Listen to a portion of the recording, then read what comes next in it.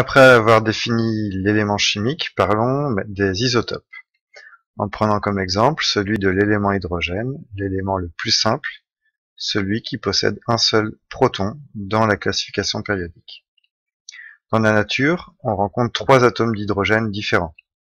Le premier constitué d'un proton dans son noyau et d'un électron autour du noyau. Il ne possède aucun neutron, ce qui donne un nombre de nucléons égal à 1. Le deuxième atome qui possède un proton et un neutron, un électron autour du noyau, et le total de nucléons donne 2. Un troisième atome qui possède un proton, 2 neutrons, pour un total de 3 nucléons et toujours un électron autour du noyau. Ces 3 atomes, on peut les représenter avec la symbolisation générale qu'on a déjà vue, sont des isotopes. On les appelle des isotopes de l'hydrogène. Leur propriété, le fait d'avoir le même nombre de protons mais des nombres de neutrons différents, correspond à la définition d'isotope. Les atomes sont isotopes s'ils ont le même nombre de protons mais des nombres de neutrons différents. Ce qui veut dire aussi qu'ils ont des nombres de nucléons différents. Prenons quelques exemples pour illustrer ces isotopes. Avec l'élément oxygène, on rencontre 3 isotopes.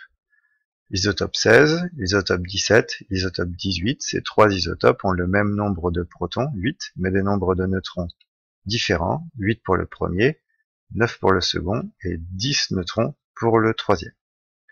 L'élément carbone, on rencontre l'isotope 12, l'isotope 13, l'isotope 14.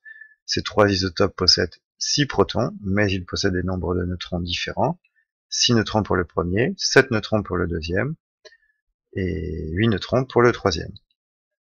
Exception avec l'élément aluminium, qui lui ne possède pas 2 isotopes, puisqu'on rencontre un seul type d'atome d'aluminium qui possède 13 protons et 13 neutrons, pour un total de 27 nucléons.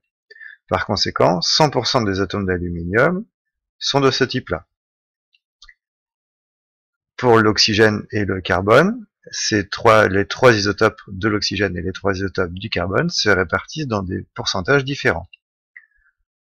Presque 100% des isotopes de l'oxygène sont l'isotopes 16, 0,2% correspond à l'isotope 18 et 0,038% correspond à l'isotope 17.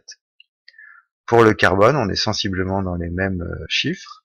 Presque 100% est du carbone 12, environ 1% est du carbone 13, et moins de 0,01% est du carbone 14. Donc on a des atomes différents, et leur abondance, c'est-à-dire le pourcentage de chaque isotope dans le total des atomes, change. Les isotopes, ils ont des propriétés différentes puisque leurs constitutions sont différentes. Mais on verra qu'ils ont également une propriété commune. Tout d'abord, si on s'intéresse à la masse. On a vu précédemment que la masse d'un atome, elle se concentrait uniquement dans le noyau, elle était portée par les nucléons, parce que les électrons qui sont autour du noyau ont une masse tellement faible qu'on peut ne pas en tenir compte. Si on reprend les 3 isotopes de l'hydrogène, eh bien ces 3 isotopes ont des nombres de nucléons différents. 1 pour le premier isotope, 2 pour le deuxième isotope, 3 pour le troisième isotope. 1, 2 ou 3 nucléons. Comme la masse est due aux nucléons, ça veut dire que ces 3 atomes ont des masses différentes. Le plus léger sera l'isotope 1, l'isotope 2 sera un petit peu plus lourd, et l'isotope 3 sera encore plus lourd. Par conséquent, on peut retenir que des isotopes ont des masses différentes. Concernant maintenant leurs propriétés chimiques. Depuis que l'on fait des expériences en chimie, depuis le début de l'année, on a vu que les propriétés chimiques étaient dues uniquement aux électrons. Or, quand on reprend les 3 isotopes de l'hydrogène, par exemple, eh bien, les différences sont uniquement dans le noyau. Les électrons, eux, on ne compte pas de différence parmi les électrons. Par conséquent, eh bien, des isotopes auront les mêmes propriétés chimiques.